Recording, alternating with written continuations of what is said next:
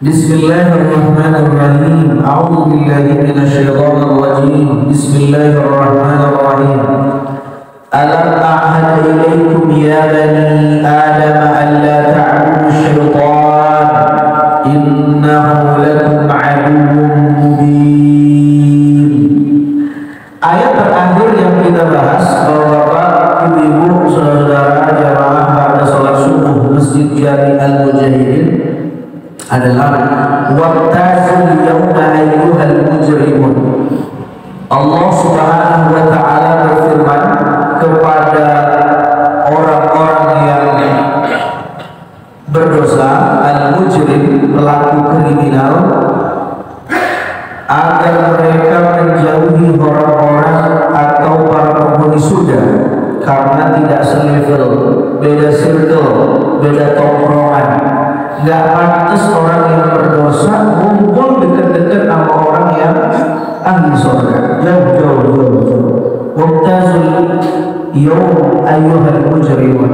Tempat kamu bukan di sini, wahai para pelaku dosa. Tempat kamu di sana. Kira-kira begitu ya. Nah, kita udah bahas pertemuan yang lalu. Sekarang kita masuk ke ayat berikutnya.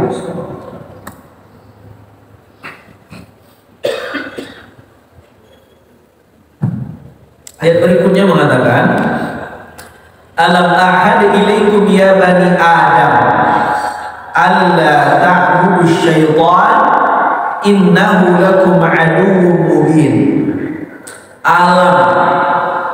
Alam ini maknanya tidakkah, bukankah. Ini yang disebut dengan istifham ingkari, bertanya sambil meledek, bertanya sambil mengolok-olok, bertanya tapi maknanya litahkir, merendahkan yang ditanya, bertanya untuk mengecam, bertanya untuk menambah penyesalan kepada orang yang ditanya.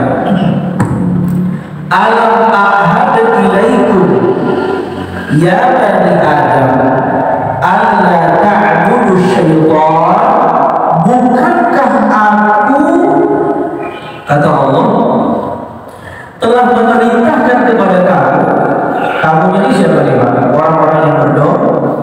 Karena konteks ayat ini berbicara untuk orang yang berdosa. Dari ayat yang sebelumnya, orang berdosa, bukankah aku sudah memerintahkan kepada kalian alla ta'budu syaitan, agar kalian jangan menyembah setan, jangan mengabdi kepada setan, jangan nurutin setan. Kenapa? Innahu lakum, karena setan itu buat kalian adalah aduwwun mubin, musuh yang nyata. Ayat ini bicara begini. Apa kesimpulannya Bapak-bapak? Jadi kita belum masuk ke tafsirnya. Apa kira-kira pelajarannya? Ibrahnya apa? Satu, ayat ini seolah-olah memberikan pelajaran kepada kita, orang yang mujrim, orang yang berdosa itu, kan ayatnya bicara begitu tuh kemarin, waqtazul yawma ayyuhal mujrimun, gitu kan? Lalu kemudian mereka masuk ke neraka, ya, tempat mereka tidak sama dengan penghuni surga. Lalu kemudian ayat ini disambung dengan alam ahad ilaikum ya bani Adam dan seterusnya. Seolah-olah ayat ini mengisyaratkan kepada kita, di antara penyebab orang masuk neraka adalah karena di dunia dia ittiba kepada setan, ya, dia ngikutin apa maunya setan, ya, dia mengabdi dengan setan, dia menyembah setan. Padahal setan itu innahu lakum aduwwun mubin. Padahal setan yang tidak kelihatan itu adalah musuh yang nyata. Coba perhatikan, ini dahsyat. Ya, kan saya udah kasih peringatan sama antum, jangan sembah setan. Kata-kata sembah di sini ada 3 kata yang mesti kita catat atau kita garis bawahi. Pertama, kata-kata Yang kedua kata-kata syaitan, setan.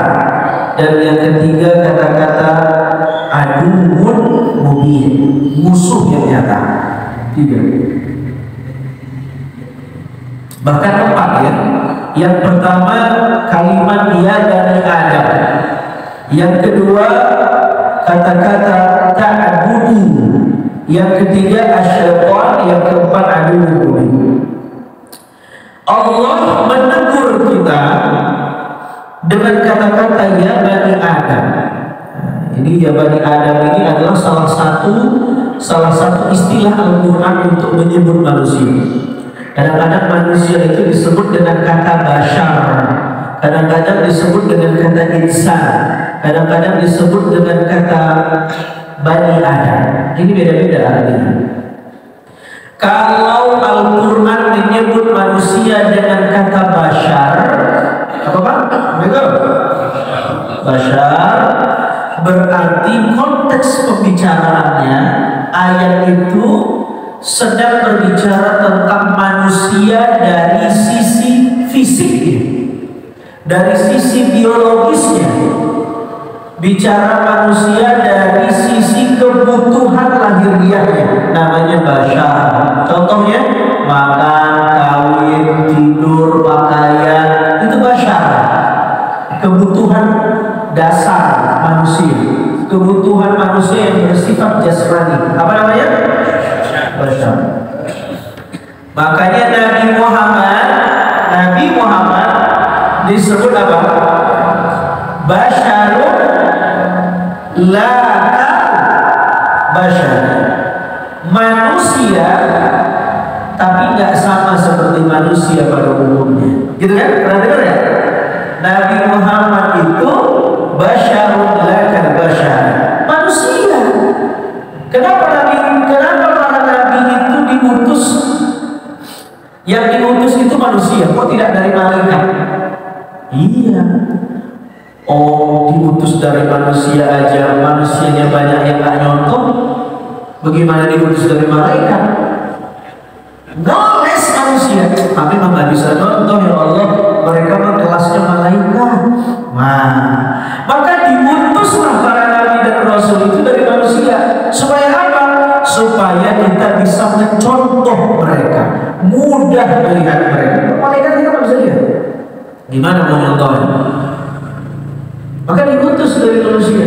Udah diutus dari manusia, kita masih ngomong itu kan nabi. Emang tabiat kita males. Nah, Nabi Muhammad itu disebut basyarun la bashar, manusia tapi nggak sama seperti manusia pada umumnya. Kenapa bisa begitu? Makanya kalau kita belajar ilmu tauhid, di antara sifat para nabi dan rasul, sifat jaiznya apa? Al-a'rad al-basyariyah. Semua nabi dan rasul 124.000 nabi, semuanya punya sisi manusia, punya aspek manusia. Maksudnya mereka nikah, mereka makan, mereka minum, mereka sedih, mereka nangis, mereka bahagia, mereka ketawa. Fisiknya, jasmaninya sama seperti kita manusia. Tetapi yang membuat beda apa? Apa yang membuat beda para nabi dan rasul sehingga dikatakan la kal bashari, dia manusia tapi nggak sama seperti manusia pada umumnya? Apa yang membuat beda? Rohaninya. Fisiknya sama. Bapak pernah sedih, Nabi sedih. Ketika Nabi wafat anaknya, Nabi menangis saja. Menangis sampai sahabat bingung, ya Rasul kok nangis? Kata Nabi, ya kenapa? Nangis ini adalah rahmat, kata Nabi. Boleh nangis. Bapak nikah, Nabi nikah, ya enggak? Apa lagi? Bapak makan, Nabi makan. Bapak minum, Nabi minum. Bapak ketawa, Nabi ketawa. Bahkan Nabi itu dahsyat. Nabi itu orang yang humoris, demen bercanda, demen ngebanyol. Nabi itu, tapi ngebanyolnya nggak murahan. Nabi kalau ngebanyol, kata Nabi, ya, la aqulu wa la amzahu illa haqqan. Tidaklah saya ngomong dan tidaklah saya bercanda kecuali yang saya candakan itu isinya benar, nggak bohong. Lah kita bercanda aja benar, apalagi serius. Ya, ketika ada perempuan datang ke Nabi, ya Rasul, saya punya suami saya ngejamu engkau, ngundang ada selamatan di rumah. Oh, kata Nabi, ya, saya datang. Suamimu itu yang ada yang ada putih-putihnya ya di matanya ya. Bingung perempuan ini. Bertahun-tahun saya nikah itu nggak ada ya Rasul. Ada, kata Nabi. Nggak ada. Kata Nabi, tidaklah semua orang yang punya mata kecuali ada putih di matanya. Ketawa. Bapak ada putih ini, Bapak. Nabi itu tidaklah bercanda kecuali isinya benar.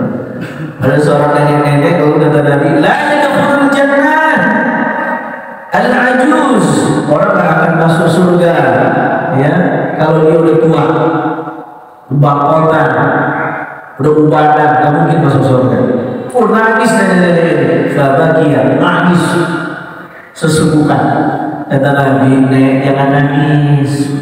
Maksud saya itu yang tak pantas masuk surga itu orang tua itu maksudnya adalah karena nanti kalau dia udah masuk surga umurnya dimudahin lagi sama Allah. Jadi di surga ada orang tua, semuanya muda kembali ke 30 dan 40. Nenek kalau masuk surga juga jadi balik muda, baru girang pada nenek. Masya Allah. Nah mereka disebut basyarun akal basyar. Di ayat ini disebut Bani Adam. Kenapa? Seolah-olah ayat ini ingin menyindir kita. Sebentar ya. Kalau disebut basyar itu apa tadi? Artinya? Iya, manusia secara fisik, jasmani. Ada lagi disebut insan. Insan ini paling top nih. Kalau Al-Quran menyebut insan itu berarti sedang insan itu berbicara tentang manusia, bukan hanya dilengkapi dari aspek fisik tapi dilengkapi dari semua fitur. Ada akalnya, ada rohnya, ada instingnya, ada qalbunya.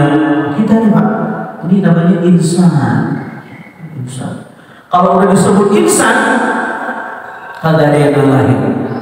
Binatang kalah, tumbuhan kalah, anta malaikat kalah. Ini kita ini insan. Hebat kita ini. Ibarat kata Pak, Bapak tahu handphone nih, pabriknya ngeluarin iPhone. Ini kan udah pabrikan tercanggih nih Pak. Ya, Bapak ingat nggak dulu? Merek handphone 15 tahun yang lalu apa mereknya? Nokia, Sony Ericsson, apa lagi? Asia ya. Ini benar. Pulsanya ini 1 juta dulu tuh. Beli pulsanya mahal nih kalau lawan keluar. Handphonenya segede apa? Masya Allah. Ibarat kata makhluk-makhluk Allah yang lain, tumbuhan, binatang, itu hewan-hewan, itu produk pabrikan Tuhan yang lama-lama belum canggih. Produk Tuhan yang paling canggih siapa? Manusia. Ini disebut insan. Kita dikasih akal, dikasih roh, dikasih qalbu, dikasih rohani, dikasih insting, dikasih bariza. Semua kita punya nih Pak. Masya Allah, dahsyat manusia. Maka kata Al-Quran, apa kata Al-Quran? Laqad khalaqnal insana. Ini tidak pakai kata basyar, tapi insan. Sungguh kami telah menciptakan insan. Siapa insan itu? Manusia dengan segala fiturnya, dengan segala kehebatannya yang diinstal Tuhan dalam dirinya. Fi ahsani taqwim, dalam sebaik-baik bentuk. Luar biasa kita nih Pak manusia. Tapi jangan sombong dulu. Kalau Al-Quran menggunakan kata insan, berarti Allah sedang memuji sekaligus sedang menyindir, seolah-olah ayatnya berkata, kenapa sih kamu itu udah bagus fiturnya, udah keren, udah canggih, tapi kok masih bodoh ya? Masih disesatin sama setan. Padahal kamu udah canggih. Ibarat kata, ngapain lu handphone lu iPhone canggih, tapi pulsa kagak ada. Kira-kira begitu tuh. Itu kalau disebut kata insan. Betul? Paham gak ini? Kalau disebut Bani Adam, nah perhatikan, ini Al-Quran sedang berbicara manusia dari aspek sejarah. Dari apa? Bahasa kuliahnya historis. Apa? Historis. Manusia dari sisi masa lampau, masa lalu. Kenapa disebut Bani Adam? Artinya anak-anaknya Nabi Adam. Allah ingin mengingatkan dulu bahwa kita ini secara DNA berasal dari sperma Nabi Adam, Bani Adam. Dan Allah ingin mengingatkan kita bahwa kamu keturunan Nabi Adam. Ingat, ayatnya sedang bicara setan. Ada peristiwa masa lalu yang kita ingat menjadi memori dalam otak manusia, apa? Tentang permusuhan antara Nabi Adam dan iblis. Gara-gara iblis Adam keluar digoda sama iblis. Ujungnya kita tinggal di mana nih? Zorga. Gara-gara iblis ayah kita jatuh turun dari surga ke dunia. Ayatnya ngomong, ya Bani Adam, keturunan Adam, kenapa lu kagak ingat ayah udah keluar dari surga gara-gara iblis? Lah sekarang lu masuk neraka gara-gara setan. Paham? Betul? Jadi paham gak nih ayat ini? Paham? Masya Allah. Yang kedua, kata-kata Allah ta'budu, janganlah kamu menyembah. Menyembah di sini maknanya bukan hanya setan kita sembah kayak kita sholat, nggak begitu. Bukan nyembah berhala, bukan begitu juga. Iya, itu salah satunya. Ya, itu udah parah bener ya. Nyembah setan, bersekutu sama setan, ya. Tapi yang dimaksud menyembah setan di sini mulai dari yang jali sampai yang khafi, mulai dari yang kelihatan sampai yang nggak kelihatan.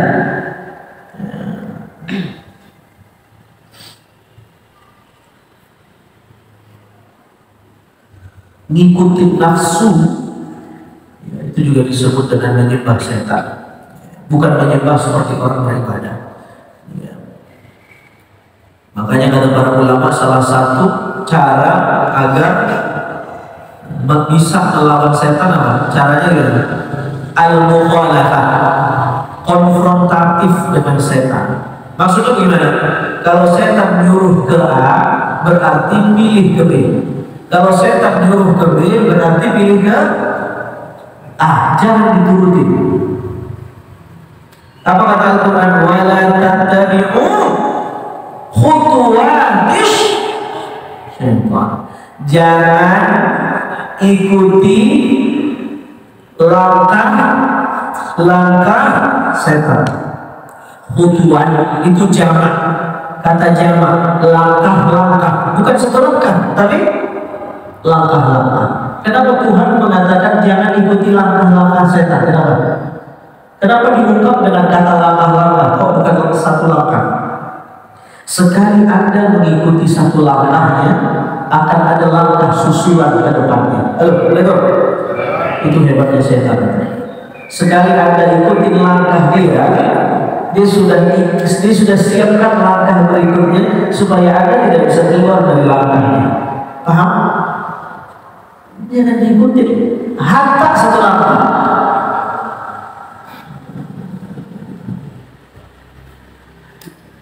Itu Allah Ta'ala. Maka salah satu cara supaya terhindar dari setan apa? Mukhalafah, konfrontatif. Kalau dia nyuruh begini, kita begitu. Kalau dia nyuruh begitu, kita begini. Jangan kembar, jangan sama apa yang dia suruh. Ngapain lo ngaji? Apa itu? Kita kudu ngaji. Kalau begitu, malas bener ngaji, berarti harus ngaji. Itu namanya mukhalafah. Aduh, ngapain sih sedekah? Kudu sedekah gitu. Begitu cara melawan setan. Ya. Yang ketiga, kata-kata syaitan. Apa beda setan, jin sama iblis? Apa bedanya? Mana nih? Yang bisa jawab saya kasih hadiah. Bang, apa beda setan, jin sama iblis? Oh, kedua.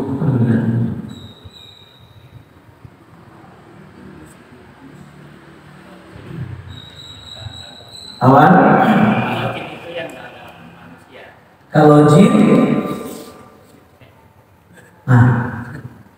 mana manusianya?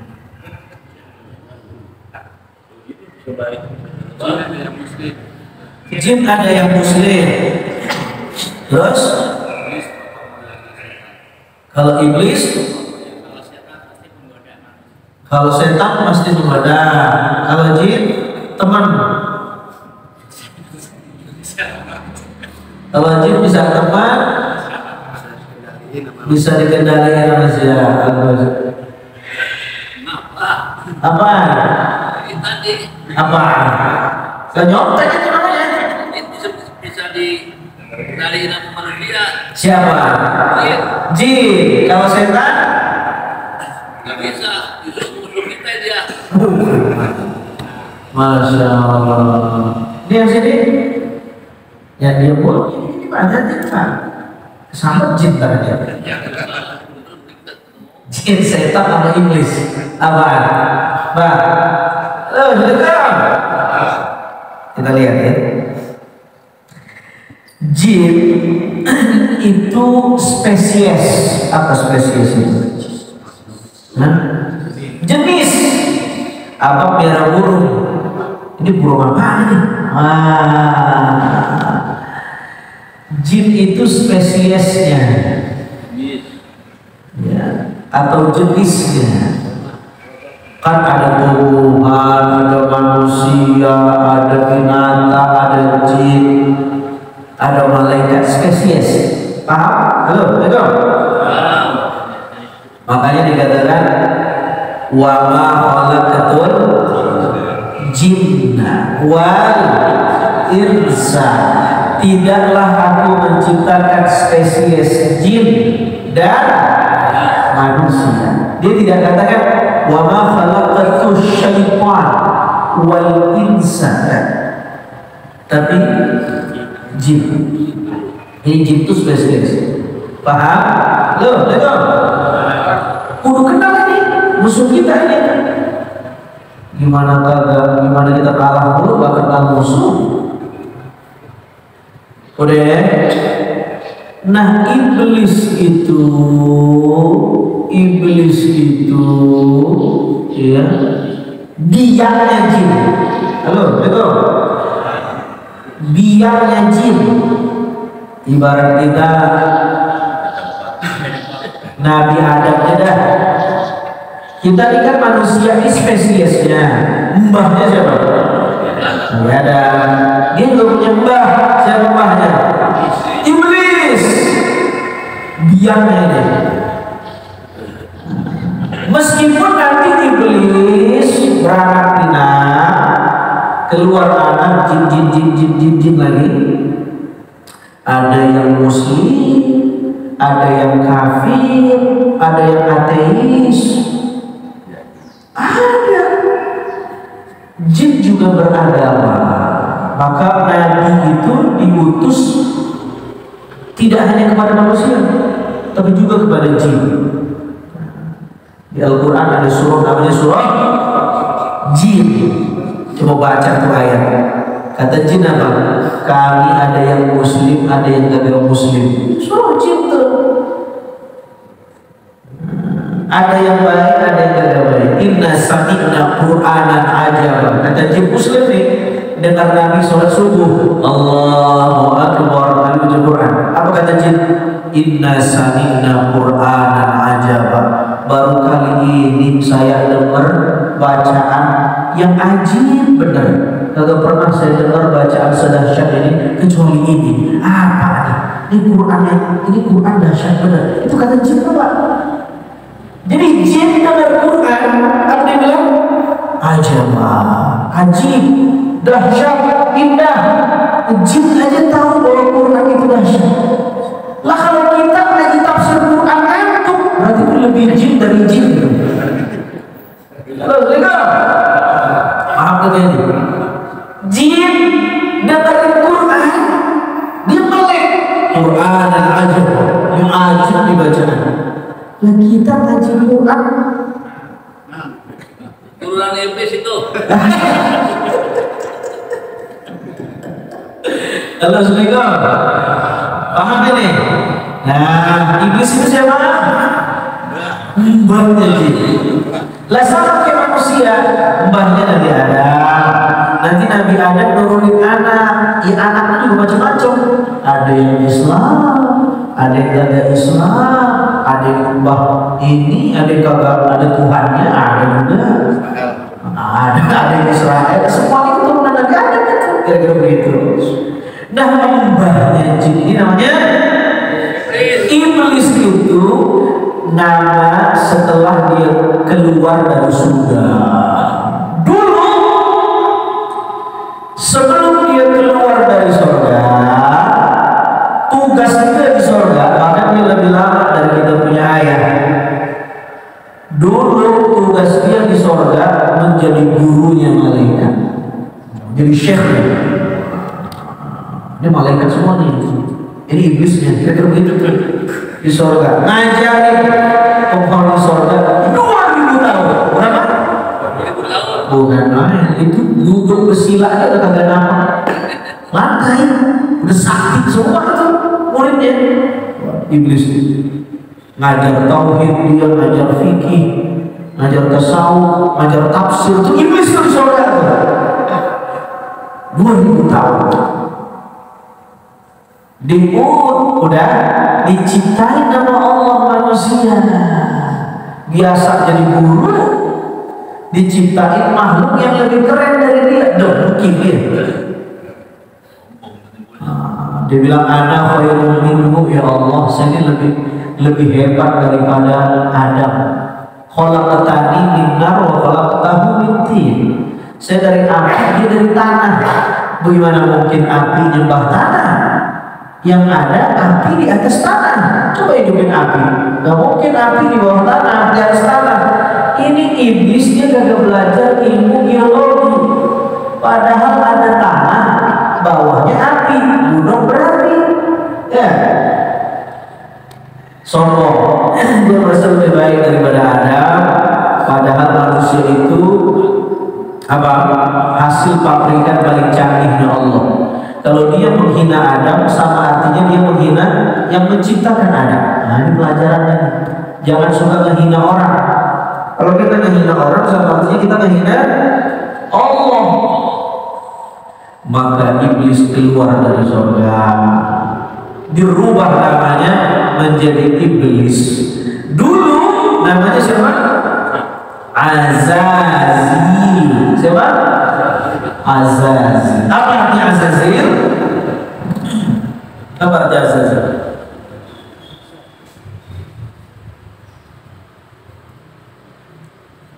Waktu jadi guru tetap di surga, itu namanya Azazil. Ngajar tafsir, tafsir, belajar fikih. Namanya siapa?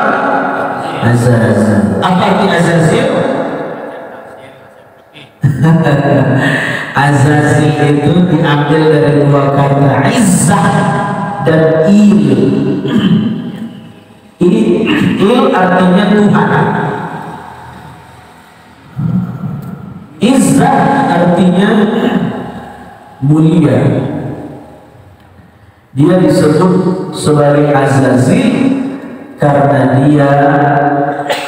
dia makhluk Allah yang mulia, ya, karena memuliakan Allah. Namanya Azazil. Dekat rajin ibadah disebut Azazil, hamba Allah yang mulia. Turun dari surga namanya iblis. Apa arti iblis? Ablasa, apa? Terputus, jauh dari Allah, tidak punya harapan lagi untuk kembali. Namanya iblis, bablas. Lihat, setan. Apa itu setan? Setan itu sifatnya. Halo, betul. Setan itu apa maknanya? Sifatnya. Di antara makna setan adalah al-bu'd, jauh. Semua yang jauh dari Allah namanya setan. Semua yang jauh dari Allah namanya setan. Bocah bandung banget, kata emaknya, dasar lu tingkah lu kayak setan, kata emaknya. Udah kesel banget tuh emaknya. Semua yang kagak baik, ya, semua yang nggak benar namanya buset kan? Buset itu apa artinya tuh? Setnya apa tuh? Setan. Nah, karena dia kata sifat, maka semua yang menempati sifat ini namanya setan. Berarti setan itu tidak hanya dari jin, tapi juga dari manusia. Oh, kita kayak setan gitu. Coba itu. Jadi kita ini bisa jadi setan ya Pak. Allah ta'budu syaitan. Jangan ikutin setan. Setan yang mana nih? Syaitanul jin atau syaitanul ins? Dua-duanya jangan ikutin. Maksudnya jangan ikutin setan yang konon, juga jangan ikutin setan yang kelihatan. Jangan salah pilih teman, jangan salah bergaul, jangan salah pilih tongkrongan. Kalau tongkrongannya setan, jadinya setan juga. Jangan cari rezeki dari uang setan. Tahu uang setan? Uang panas. Uang setan dimakan tuyul. Gimana cara ngabisinnya itu? Belum habis sudah muntah-muntah ya. Gak berkah. Allah ta'ala. Kenapa? Innahu lakum aduwwum mubin. Setan itu meski gak kelihatan tapi nyata benar. Yakni maksudnya alam amurkum ya bani Adam, tidakkah kami telah memerintahkan kepadamu wahai anak Adam, keturunannya, alla tattabi'u syaitan, jangan ikutin setan fi ma'siyatillah, dalam kedurhakaan kepada Allah Ta'ala. Wala ta'malu biqawli syaitan, janganlah kamu melakukan atau mengerjakan sesuatu berdasarkan omongan setan. Jangan, karena dulu ayah kamu, ya, dia dengar omongan setan, ternyata setan ngeprank. Ya Adam, hal adulluka ala syajaratil khuldi wal mulki la yabla. Mau tidak kamu saya kasih pohon yang kalau kau makan pohon itu kamu bakal jadi malaikat kekal di surga. Itu Adam mau ya. Begitu dimakan keluar dari surga. Khuldi, pohon khuldi. Nah, kita jangan dengerin omongan setan. Kalau dia ngomong A, kita pilih khuldi. Ya. Fa inna adawatahu lakum zahiratun wa bayyinatun. Karena permusuhan setan kepada kamu itu sangat jelas dan sangat nyata. Allah Ta'ala a'lam bishawab. Ada pertanyaan silakan. Ada pertanyaan? Bapak? Oke. Ya. Oke. Iya. Nanya tapi di luar materi ini boleh. Boleh asal jangan di luar masjid nggak ada tamu. Luar tepat banget. Nah begitu. Gimana? Kita ke depan lihat jamaah ini. Ini kita saya pengen tahu gitu caranya itu gimana. Bapak kalau sholat nih, saya perhatiin. Ini ya. Masalah sholat sunnah nih. Ya. Kalau kita baru datang, bukan diisi di depan, sholat itu sholat belakang. Oh. Sunnah tuh, sudah sunnah tuh. Kalau baru datang ya ke depan kan gitu udah. Nah yang kedua, setelah sholat wajib, bukan dia sholat sunnah di sini juga, malah dia pada mundur. Yang saya tanyakan begitu, bagaimana kemudian itu? Jadi saya kurang resep ya. Kalau saya ada yang melibat pusat sama hari, gitu. Melangkahkan orang kita melibat sono. Jadi dia sholat tidak, kalau melangkah tidak itu memisahkan itu. Ini jauh kan ya? Jawab, saya nggak ngerti soal ini. Kata titik itu. Biar kita paham, kalau udah paham, Betul. begitu.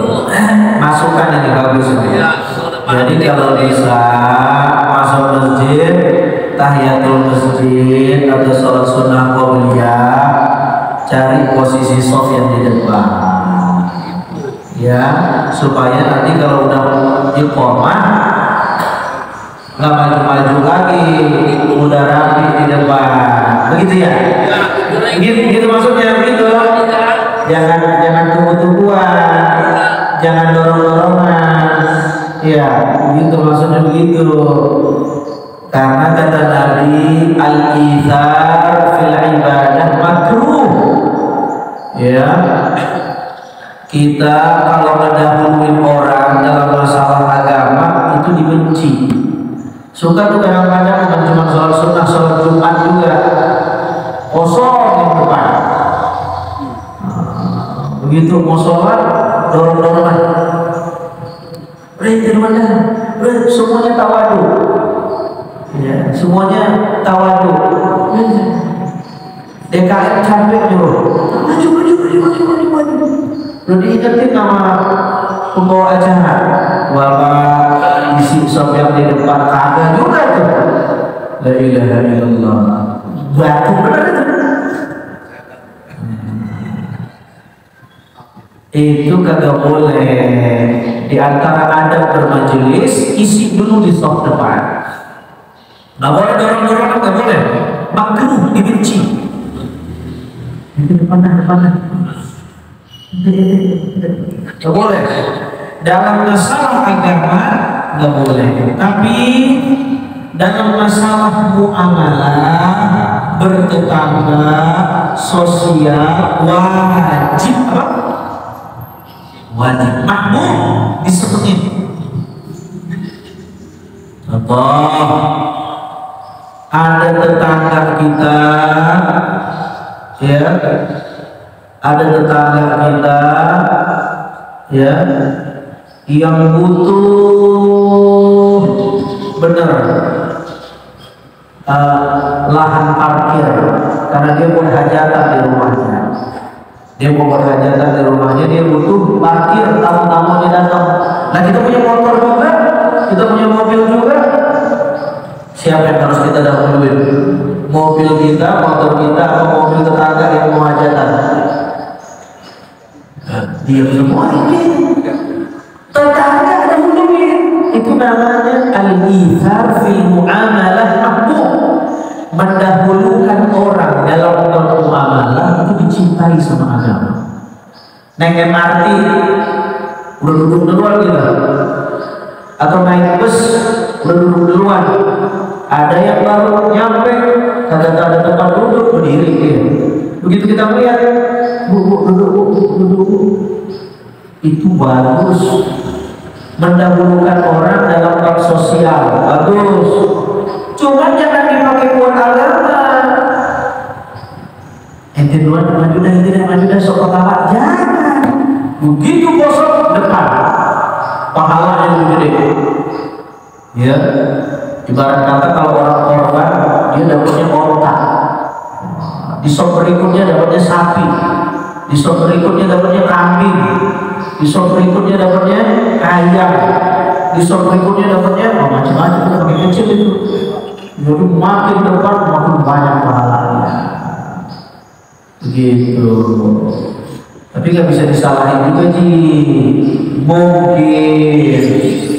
mungkin ada orang yang begini, dia sholat di satu tempat, habis sholat dia pengen pindah soft lagi habis itu, karena makin banyak tempat sholat makin banyak pahalanya jadi saksi, kakinya itu jadi saksi.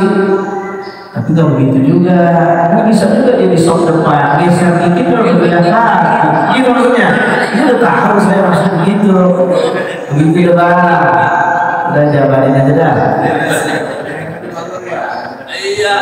Dah, ada yang lain terakhir? Ada? Ada pertanyaan nggak terakhir? Ini ada yang saja tanya? Silakan. Pak, kadang kita menemukan ahli pengobatan itu menggunakan bantuan jin itu, Pak. Orang-orang kadang punya kesaktian juga belajar tenaga dalam kan kadang ingin terisi oleh jin. Gimana Pak Ustaz? Bolehkah pengobatan itu menggunakan Jin. jin? Gimana itu? Saya belum pernah deh. Maksudnya gimana ini? Menggunakan jin ini gimana? Contoh. Jadi misalnya ada orang di operasi tapi bisa pulih kembali gitu Pak Ustaz. Tanpa ada luka. Saya ini pertanyaannya ambigu ya. Bisakah, bolehkah orang mengobati bekerja sama dengan jin? Contohnya, dia operasi tanpa luka sembuh. Saya bisa tanya balik, apakah ada yang dia kerja sama dengan jin? Jadi bahaya kalau saya bilang, kalau bisa. Oh, ternyata emang dia kagak kerja sama sama jin. Emang dia punya keahlian. Apa begitu? Yang kagak luka tapi sembuh. Kan bisa jadi. Nggak mesti pakai jin. Nah, baik-baik. Nah, jadi gini, saya umumin aja kan. Pertanyaannya saya jadiin umum. Boleh nggak kita kerja sama jin?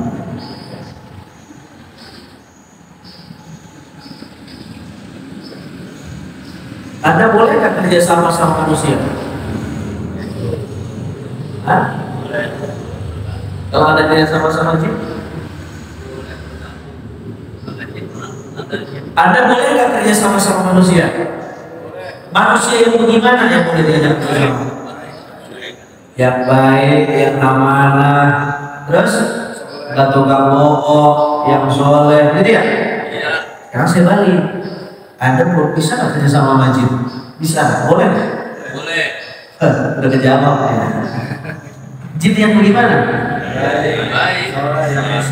Masalahnya bagaimana Anda mengakses jin?